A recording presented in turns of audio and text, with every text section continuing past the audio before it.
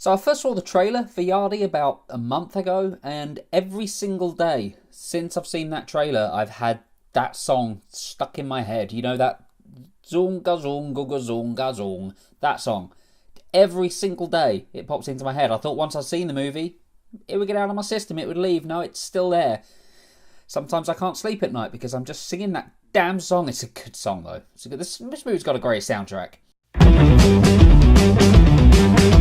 Put the bunny back in the box.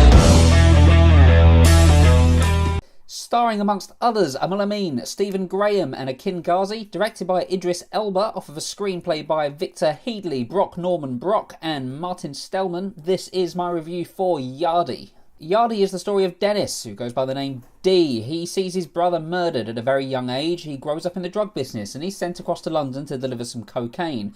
While he's there, he finds out that his brother's killer's also in the same area as he is, and he's torn between fulfilling his duty with the drugs and exacting revenge. And that latter part is the strongest bit of Yardie. It's the strongest aspect of the whole movie, him trying to avenge the death of his brother. Because we see his brother early on, and his brother is one of the more likeable characters in this movie.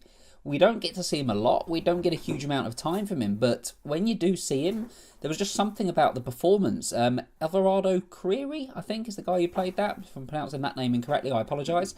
But he gives such an earnest performance. He seems like such a likeable, real guy that when he dies, it's a horrible thing to see. But the problem with Yardie is that it doesn't focus on that. Like, that's in the synopsis for the film, that he's torn between, doing the drugs or avenging his brother's death. But that almost seems like an afterthought here, because Yardie is so interested in going down different avenues and exploring different storylines that it loses what is the main heart of this, what is the main thing. And that's my biggest problem with Yardie, is that it doesn't realise how strong a story that it's got, and if it does, it doesn't know how to fully commit to it. Like with his brother's killer, we get told, because there's narration that goes over this, which is another problem I have, is the fact that Dean narrates the movie, and it doesn't seem to fit overly well. It's almost like he's telling a story. I found that a little bit jarring, but Dee says very early on in the film, the guy who killed my brother's here, but I didn't realise yet. But we don't go back to that until well into the last act. Instead, we get to spend time with characters like Rico, and he's a drug lord. He's sort of a kingpin on the streets of Hackney, and he's the person that Dee is supposed to be delivering these drugs to. And Dee ends up, this isn't really spoilers, this is early on in the film, he ends up sort of double-crossing him in a way and ended up on his bad side and then trying to play him off against some Turkish drug lords. But that isn't really explored either. So we get the beginnings of that. We get the beginnings of that storyline, but it doesn't really go anywhere. And there's so many different things like that here. For example, Dee's wife and his daughter now live here, but we don't get a huge amount of time with them. Like, we don't get a lot of time to see them bonding as a family. Everything seems like an afterthought, which is a weird thing to say. Everything seems like they've got these little story beats that they want to do, but they don't know how to devote enough time to any of them. So as a result, all of these stories just miss the mark. And it doesn't help with characters like Rico when he's such an awful character. And he's meant to be a bad guy, this drug lord, and he is, like, he's not a great guy, but the actor playing him, Stephen Graham, I may have seen other bits of his work before, but based on this, he doesn't give the best performance. He seems like he's overplaying things. Everybody else in this is quite grounded. They're all quite sort of real characters.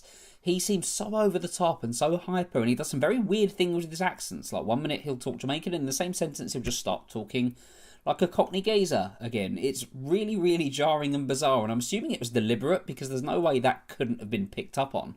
But if it was, then yeah, for someone like me, I don't quite understand why he's switching between these accents so much. But that's the least of the problems when this guy is so hammy. Like, so over the top, so just overblown with his villainness that he doesn't feel like a genuine person. And he's one of the main threats in this movie, so that's the huge issue. And supporting players don't get a lot to do either. There's not a huge amount of time spent to getting to know any of them. For example, there's 3 kids that Dee ends up befriending, bizarrely. Like, I don't know why he ends up befriending them, because they meet under very hostile circumstances, but 2 minutes later, best buds. But we're meant to feel for these guys, in particular one of them. We're meant to want them to be okay. We're meant to get behind their cause, which is that they want to be DJs. They want to get money to get their equipment. We're supposed to care about that, but the script doesn't allow us to. There's no time to get to know them. There's no time to get to know anybody here, which is a strange thing when this film feels like a bit of a slog. Like, it feels like it's going on way too long, even though it's not really showing us anything or allowing us to get to know the characters that it's playing about with. So it may seem like I'm coming down a little bit hard on Yardie. I didn't hate the movie. In fact, I didn't even dislike it. It's a perfectly fine film. And Amil Amin is great as Dee. He's the high point here, I think, for me. His wife is really good in this too. In fact, those two, I think, are the two takeaways as the best characters in it, other than his brother. The performances are good for them, and the character of Dee, like, he's not a straight arrow. Like, he's very in the grey area. You don't really know where his allegiances lie. You don't really know if he's going to be a good guy, a bad guy, if he's going to stay on the right path. And I like that. There's a degree of unpredictability about Dee that really helped this film. And it's because of that performance that I ended up enjoying this more than I possibly could. But as I say, it wasn't a movie that I had a great time with, but it's certainly not one that I can call bad. It just, I don't know, it's arduous. It feels like it goes on for too long and it doesn't really get to the point. And perhaps worse is that it doesn't seem to know what its point is. Which, yeah, is a real shame, because the actual premise of this, just something simple like a guy wanting to avenge his brother's death. It's a very basic story, but it's a story that's really easy to do well, because that kind of tension, that kind of drama is so easy to invest in. And when this does get down to that, when this does focus on the right thing, there's a great deal of moments where this works, where what you see actually works. I invest in it, I get emotionally involved in what's going on. But it just takes so long to actually get to that part, to get to the bit where this movie should be about him trying to find who killed his brother. That should be the focus point. And even more is that evident with the fact that when we do finally get to it, it's really good. There's a twist that comes in towards the end as well. I won't say what that twist is, which was fine, but again, it just heightens the problems with this film, because when we get to that twist, we don't really know the character involved in it all that well, so it's hard to be too shocked by it. It's hard to be too in that moment. Yardie just seems to be trying to do way too much, to go in lots of different directions, when it just needed to pick one or two and just really focus on those. Instead, it just spreads itself far too thin. So I probably should mention how this film looks, because this is Idris Elba's debut, and yeah, he does a good job. This film looks great, and as I said in the intro, the soundtrack is amazing. Like, there's a certain look and feel that this had, and Elba seemed to know exactly what he wanted. Like, his vision is very clear. I love the way this movie looks. In Jamaica, in Kingston, it looks great, and he really gets the sort of grittiness of the area of London that he's in as well. So yeah, it's a promising debut from him. I just think he was let down by a bit of a weak script, but that's in no reflection to his directing skills, because there's nothing I could really fault from his point of view on it. All the issues I've got with Yardie stem from the story and stem from the script. So overall, there's things to enjoy about Yardie. There's moments I liked. There was a story with a lot of promise, but it just, as I say, misses the mark on too many occasions for me to make it an enjoyable film. And it's got no excuse to feel so long, to drag on as much as it feels like it is when there's so many different stories that it's telling. This needed to be streamlined. This needed to be just a much more simpler story without trying to do so much. And this could have been something special. As it stands, it's just okay. I'm going to give Yardie a 6 out of 10.